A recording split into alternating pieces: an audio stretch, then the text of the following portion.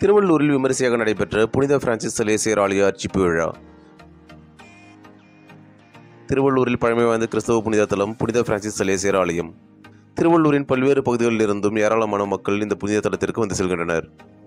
கடந்த சில ஆண்டுகளாக இந்த புனித தலத்தின் புதிய கட்டுமான பணிகள் நடைபெற்று வந்தன. இந்நிலையில் நேற்றைய தினம் ஆகஸ்ட் 15 பிரம்மாண்டமான புதிய ஆலய அர்ச்சிப்பு மற்றும் திறப்பு விழா மிகவும் கோலாகலமாக நடைபெற்றது.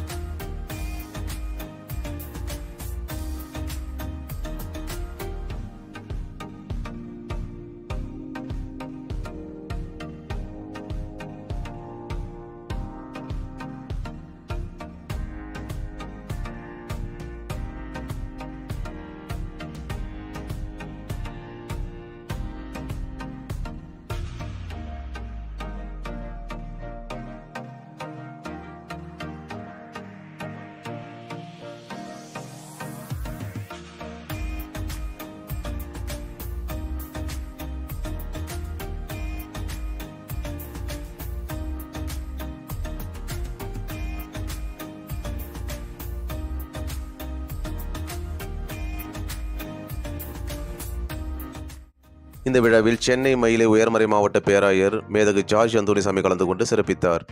இந்த விழாவில் பல்வேறு பகுதிகளில் இருந்தும் ஏராளமான பொதுமக்கள் கலந்து கொண்டு வழிபட்டனர்.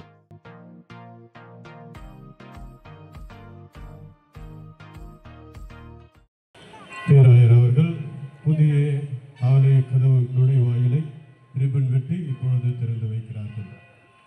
அனைவரும் கரங்களை தட்டி நம்முடைய மகிழ்ச்சியில்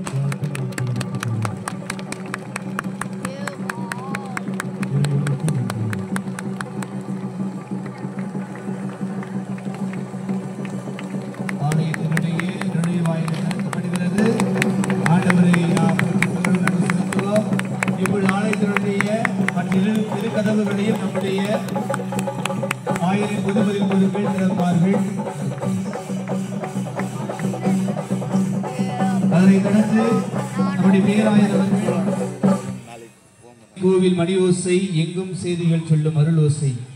ஆம், ஆலய மணியானது அனைவருக்கும் பக்தி உணர்வை தூண்டி ஆலயம் நோக்கி வர நம்மை அழைக்கும் அற்புத ஒளி.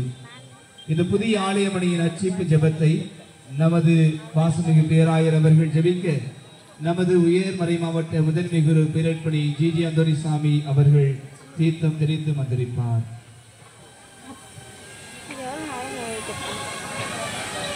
புற தூய்மை நீரால் அமையும். நீர் மனிதனை சுத்தப்படுத்தும். வாழ்கின்ற இடமெல்லாம் வளம் கொடுக்கும். தாகம் தணிக்கும். அக தூய்மையை அடையாளப்படுத்தி ஆவி